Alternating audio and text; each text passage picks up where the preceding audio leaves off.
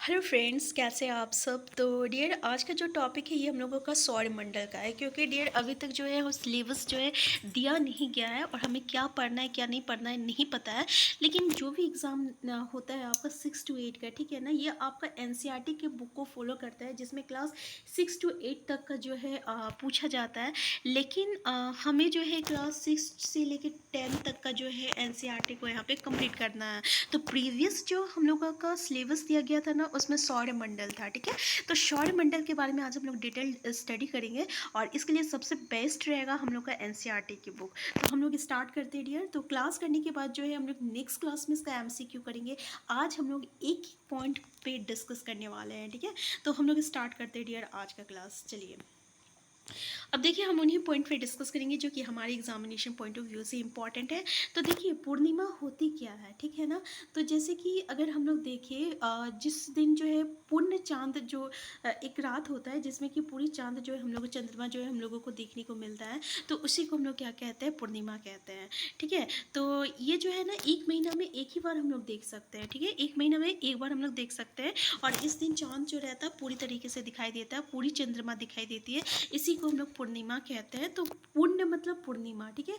और 15 दिन के बाद जो है आप मतलब कि आप इसे नहीं देख सकते और ये जो है नए चंद्रमा की रात्रि या अमावस्या होती है, ठीक है। तो अमावस्या समझ गए, 15 दिन के बाद। तो ऐसी रात में अगर आसमान साफ है तो आप आसमान का अवलोकन अच्छी तरीके से कर सकते हैं, क्योंकि ऐसा दिन में क्या होता है, आसमान जो रहता है बिल्कुल साफ रहता है, तो हम लोग आसमान में अच्छी तरीके से हर चीज़ को देख सकते हैं, ठीक है। अगर हम लोग पूछे भाई ये खगोलीय पिंड क्या होती है, तो हम लोग बोलेंगे कि देखिए, सूर्य, चंद्रमा और वह सभी वस्तुएं जो रात के समय आसमान में हम लोग रात के समय आसमान में चमकती है, उसको हम लोग खगोलीय पिंड कहते हैं। मतलब तारा हो गया, ठीक है। तो रात के समय जो भी हम लोगों को आसमान में दिखाई देगा, ये सब मिलकर क्या बनाता है, आपका खगोलीय पिंड बनाता है, ठीक है। तो यहाँ पे है कि खगोलीय पिंड जो रहता है बड़े आकार वाले तथा गर्म होते हैं और ये गैसों से बने होते हैं। इसके पास अपनी ऊष्मा तथा प्रकाश होता है, जिसे वो बहुत बड़ी मात्रा में उत्सर्जित करते हैं। और इन खगोलीय पिंडों को तारा कहते हैं। सूर्य भी एक तारा है, ठीक है। तो खगोलीय पिंड में जो है इसको हम लोग क्या कहते हैं, तारा कहते हैं। और सूर्य भी एक तारा की जैसा है। तो अगर इसके बारे में हम लोग को पूछा जाए कि खगोलीय पिंड होता क्या है, तो ये जो है ना, बड़े आकार होते हैं, गर्म होता है, इस गैस से बना हुआ रहता है, इसमें अपनी ऊष्मा होती है, ठीक है, प्रकाश होता है, और जो कि बहुत बड़ी मात्रा में जो है ये प्रकाश उत्सर्जित करता है, मतलब ये निकालता है, और इसे हम लोग क्या कहते हैं, तारा कहते हैं, ठीक है। और जैसे सूर्य भी जो है ना एक तरीके से तारा है। तो यहाँ तक आप लोगों को समझ में आ गया ना। यहाँ पे हम लोग थोड़ा सा डिस्कस करते हैं, क्योंकि ना आप ध्यान दीजिएगा, ये जो पॉइंट रहता है ना एनसीईआरटी में दिखने को, कभी कभी क्वेश्चन में जो एग्ज़ाम में जो है ना यहीं से क्वेश्चन बन जाता है, इसलिए एक बार बस हम लोग इसको थोड़ा सा स्टडी करते हैं। आपको आवश्यकता होगी एक टॉर्च, एक सादा कागज़, पेंसिल तथा एक सुई। कागज़ के मध्य में टॉर्च को इस प्रकार रखें कि उसका कांच कागज से सटा रहे। अब टॉर्च की कांच के चारों ओर एक वृत्त खींचे। कागज पर वृत्त के क्षेत्र में सुई से छोटे छोटे छेद करें। अब कागज के छिद्रित वृत्तीय भाग को कांच पर सामने की तरफ रखें तथा टॉर्च के चारों ओर कागज को लपेटकर रबर बैंड लगा दें। ध्यान रखिए कि टॉर्च की स्विच कागज के बाहर रहे। अंधेरे कमरे में एक शादी दीवार की ओर मुंह करके इस टॉर्च को लेकर कुछ देरी पर खड़े हो जाए। दूषित सभी बत्तियों को बुझा दे। अब टॉर्च की रोशनी को दीवार पर डालें। आप दीवार पर प्रकाश के अनेक छोटे बिंदुओं को देखेंगे, और बिल्कुल वैसे ही जैसे रात को समय। तो ये एक्टिविटीज़ है, ये पेडालॉजी में आ सकता है। पेडालॉजी में देखिए ऐसे ही क्वेश्चन बनते हैं, ठीक है। तो ये सब पेडालॉजी क्वेश्चन बनता है। तो यहाँ पे क्या बोल रहा है कि जैसे कि हम लोग टॉर्च में देखेंगे कि अगर हम लोग कोई चारों तरफ से अगर हम लोग एक ये लेते हैं, पेपर लेते हैं, और चारों तरफ से इसमें जो है हम लोग छेद कर देते हैं, उसके बाद उसको हम लोग टॉर्च में डालेंगे, और फिर उसके बाद जब हम लोग किसी चीज़ में फेंकते हैं ना, तो ये बिल्कुल वैसे ही दिखता है जैसे कि आसमान में जो है तारे दिखाई देता है। तो ये एक एक्टिविटीज़ बताया गया है, ठीक है। तो इसलिए बस हम लोग इसको पढ़ लिए। अब देखिए यहाँ पे क्या है कि नक्षत्र मंडल कहलाते हैं। ठीक है, अब हम लोग थोड़ा सा नक्षत्र मंडल के बारे में पढ़ेंगे कि ये होता क्या है। तो देखिए, रात्रि में जो है आसमान की ओर देखते समय आप तारों के विभिन्न समूहों द्वारा बनाई गई विविध आकृतियों को देख सकते हैं। ये नक्षत्र मंडल कहलाते हैं।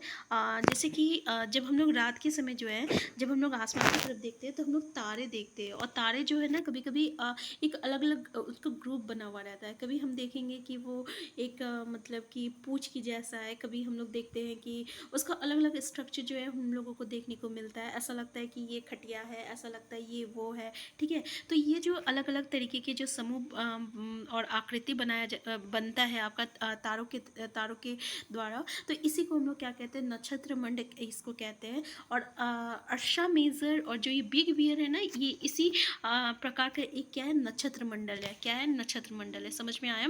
यानी नक्षत्र मंडल वो आपका तारों का वो समूह को बना रहा है जो कि अपना जो है एक आकृति बना के रखा हुआ है। इसमें अर्सा मेजर और बिग बियर आता है। ठीक है, अब देखिए, बड़ी बहुत आसानी से पहचान में आने वाला जो है ये है आपका नक्षत्र मंडल कौन सा है। तो हम लोग इसको सप्त ऋषि कहते हैं। ठीक है, यानी 7 ऋषि। ये जो है ना 7 जो रहता है एक ही समूह में रहता है, इसलिए हम लोग उसको सप्त ऋषि कहते हैं। जब भी हम लोग आसमान में कभी देखेंगे ना तो देखेंगे 7 जो आपके तारे हैं ना वो एक ही साथ रहते हैं, एक के पीछे एक, इस तरीके से इस स्ट्रक्चर में रहता है। ठीक है ना, अगर आप नहीं देखे ना तो आप एक बार जरूर देखिएगा। तो इसी को हम लोग सप्त ऋषि कहते हैं। और ठीक है, तो इसको हम लोग क्या कहते हैं डियर, सप्त ऋषि कहते हैं। क्लियर है यहाँ पे? तो ये 7 तारों के समूह होता है जो कि नक्षत्र मंडल अर्सा मेजर का एक भाग है। और अपने परिवार या पड़ोस में किसी बड़े व्यक्ति से कहिए कि वो आपको आसमान में और अधिक तारों, ग्रहों तथा नक्षत्र मंडलों को दिखाए। जैसे कि ये दादा दादी लोग जानते हैं। ठीक है, जैसे कि अगर हम लोग ध्रुव तारा की बातें करें तो इसको जो पहले के लोग जो है ना, ये दिशा को निर्धारित करने के लिए इसका इस्तेमाल किया करते थे। ये आसमान में हमेशा जो रहता है ना, एक ही आसमान पे रहता, एक ही स्थान पे रहता है। तो इस तरीके से जो है हम किसी भी जगह का जो है दिशा को हम लोग इसके थ्रू जो है जान लेते हैं। ठीक है, तो याद रखिएगा ध्रुव तारा की स्थिति जो रहती है आसमान में एक ही स्थान पे रहती है। तो सप्त ऋषि की सहायता से ध्रुव तारों की स्थिति को जान सकते हैं। और चित्र में आप देखेंगे कि यदि सप्त ऋषि मंडल के संकेतक तारों को आपस में मिलाते हुए एक काल्पनिक रेखा खींची जाए एवं उसे आगे की ओर बढ़ाया जाए तो ध्रुव तारों की ओर इंगित करेगी। ठीक है, तो एक बात याद रखिए यहाँ पे, ये इंपॉर्टेंट है कि ध्रुव तारा जो रहता है ना, इसकी स्थिति कौन बताता है, तो इसकी स्थिति जो है सप्त ऋषि बताता है। ठीक है, देखिए, प्राचीन समय में लोग जो है रात्रि दिशा का निर्धारण तारों की सहायता से करते थे। उत्तरी तारा उत्तर दिशा को बताता है और इसे ध्रुव तारा भी हम लोग कहा जाता है। ठीक है, तो ध्रुव तारा जो है उत्तरी तारा है और इसको हम लोग उत्तरी दिशा की ओर ये संकेत करता है। ठीक है, तो उत्तर दिशा हम लोग क्या करेंगे, ध्रुव तारा को देखते हुए उत्तर दिशा की ओर हम लोग जो है मतलब देख सकते हैं कि ये जो है दिशा किसको इंगित कर रहा, तो उत्तर दिशा को इंगित कर रहा। अगर हम लोग ध्रुव तारा की स्थिति को जानने चाहें तो उसके लिए किसका हम लोग इस्तेमाल करते हैं, तो वो हम लोग सप्तऋषि की सहायता से ध्रुव तारा को हम लोग जान सकते हैं। अब देखिए, कुछ खगोल पिंडों में अपना प्रकाश में ऊष्मा नहीं होती है और वो तारों के प्रकाश से प्रकाशित होते हैं, और ऐसे पिंड ग्रह कहलाते हैं।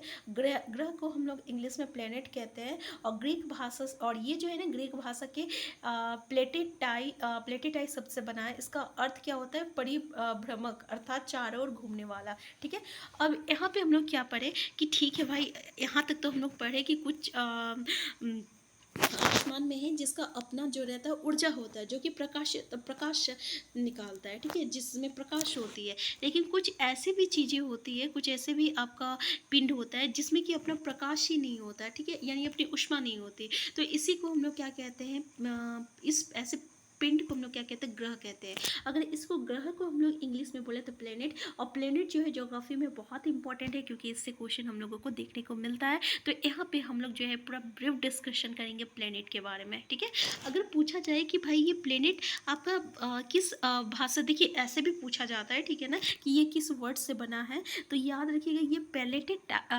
प्लेनेटाई से बना है। और ये जो है ना एक तरह का ग्रीक भाषा का है, यानी ग्रीक से लिया गया है। और इसका अर्थ अर्थ क्या होता है, परिभ्रामक होता है, यानी चारों ओर घूमने वाला। ठीक है, तो पृथ्वी जिस पर हम रहते हैं ये एक तरह का ग्रह है और ये अपना संपूर्ण प्रकाश और ऊष्मा जो है सूर्य से प्राप्त करती है, जो पृथ्वी के सबसे नज़दीक का तारा है। और पृथ्वी को बहुत अधिक दूरी से सूर्य जैसे चंद्रमा से देखने ग्रह है। ठीक है ना, तो ये संपूर्ण प्रकाश और ऊष्मा सूर्य से ही प्राप्त करता है। तो समझ में आ गया ये कि पृथ्वी जो है ना ये भी क्या है, एक तरह का आपका ग्रह है। और ये जो अपनी प्रकाश और ऊर्जा किससे प्राप्त करता है, तो ये अपनी प्रकाश और ऊर्जा जो है पृथ्वी से प्राप्त करता है। और ये जो है ना पृथ्वी जो है ये सबसे नज़दीक का तारा है। ठीक है, याद रखिएगा, सबसे नज़दीक का, जो पृथ्वी के सबसे नज़दीक का तारा है। और पृथ्वी को बहुत अधिक दूरी से, जैसे चंद्रमा से देखने पर ये चंद्रमा की तरह चमकती हुई प्रतीत होती है। अगर हम लोग पृथ्वी को बहुत दूरी से, जैसे कि चंद्रमा से देखने पर ये कैसे चमकती है, तो चंद्रमा की तरह चमकती है। ठीक है, तो जिस पर हम रहते हैं एक ग्रह है और ये अपने संपूर्ण प्रकाश और ऊष्मा किससे प्राप्त करता है, तो सूर्य से प्रकाश प्राप्त करता है। और ये सूर्य जो है पृथ्वी के बहुत ही नज़दीक है।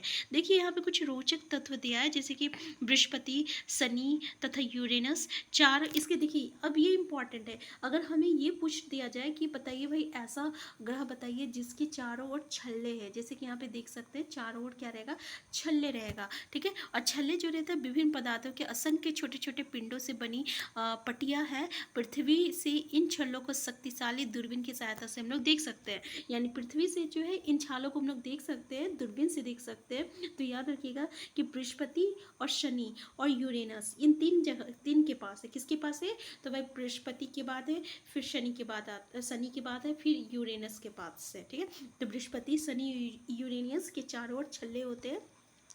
और ये जो छल्ले जो होते हैं ना ये विभिन्न पदार्थों से बने हुए रहते हैं, जो कि छोटे छोटे पिंडों से बनी जो है आपका एक पटिया होती है, जिसको हम लोग पृथ्वी से देख सकते हैं दूरबीन की सहायता से।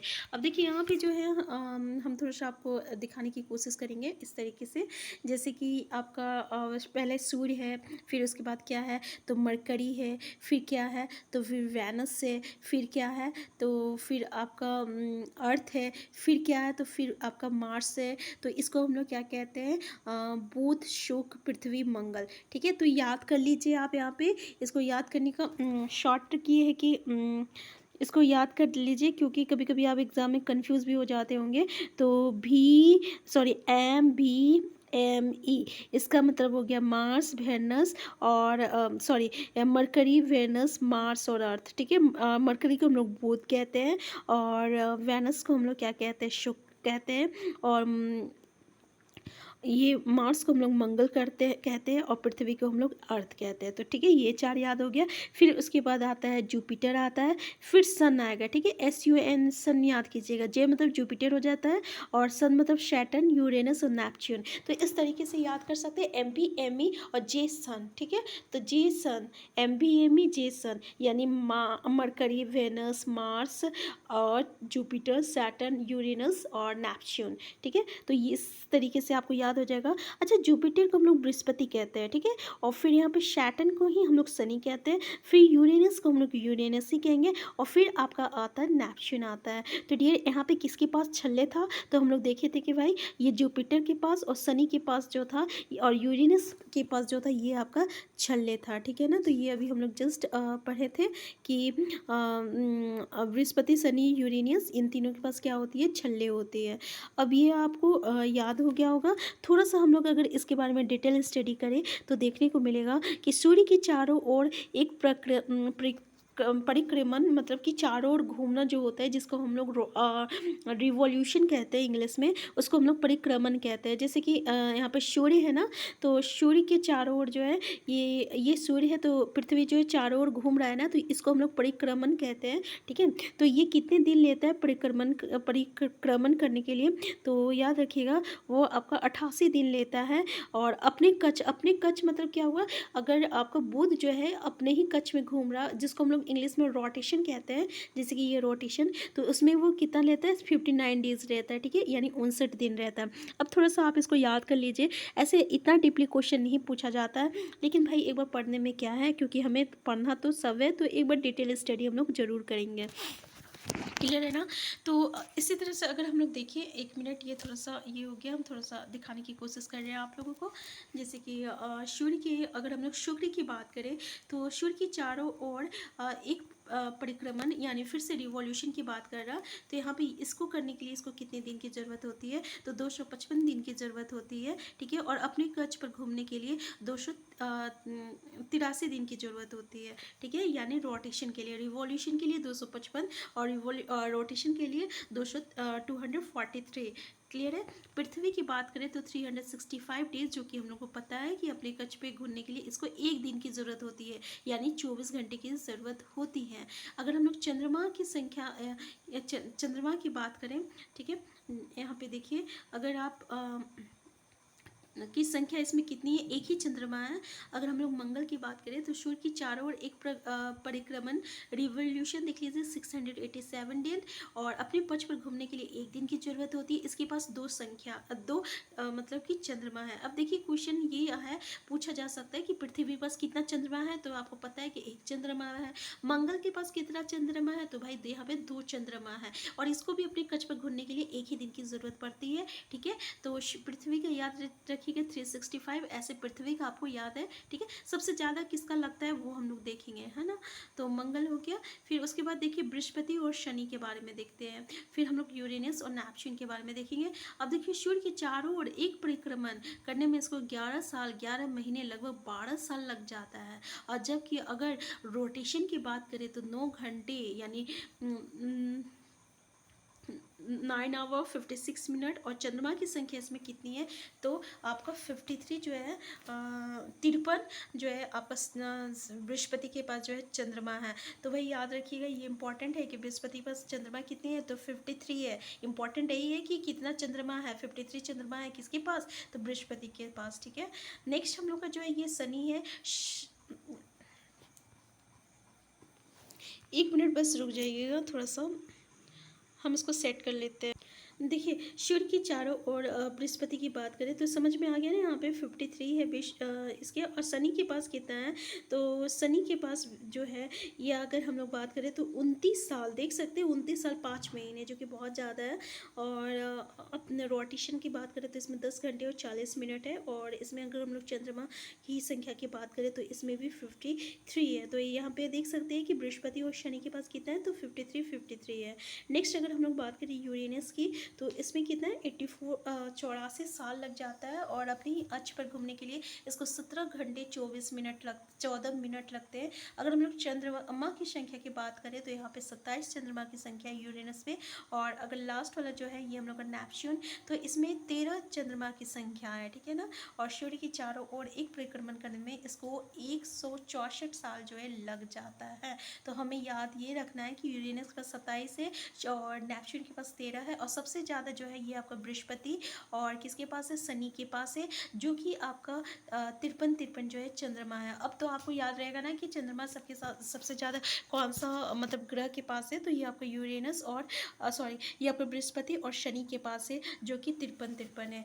फिर उसके बाद आपके पास उसके बाद किसका है, तो उसके बाद यूरेनस के पास 27 है, फिर नेपच्यून के पास 13 है, और फिर लास्ट में अगर हम लोग बात करें मंगल क्या, तो मंगल के पास कितना है, तो 2 है, ठीक है। तो ये क्लियर हो गया। सॉरी अगर ज़्यादा टाइम इसमें लगा होगा, लेकिन हम जो है शॉर्ट में ही डिस्कस किए, वो इम्पोर्टेंट था इसलिए आपके लिए बता दिए, ठीक है।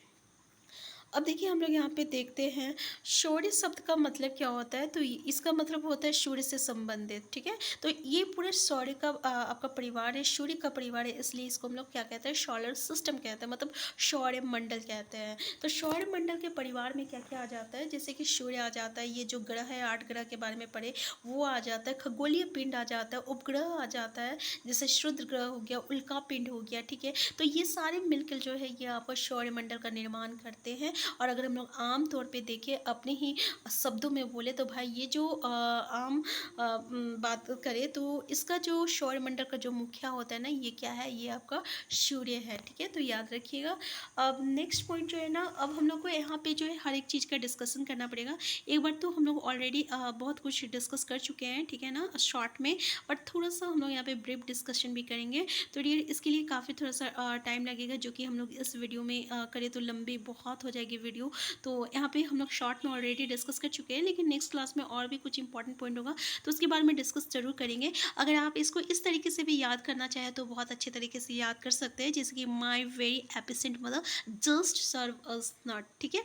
तो my very efficient mother just served us nuts, ठीक है। तो याद रहेगा इसका।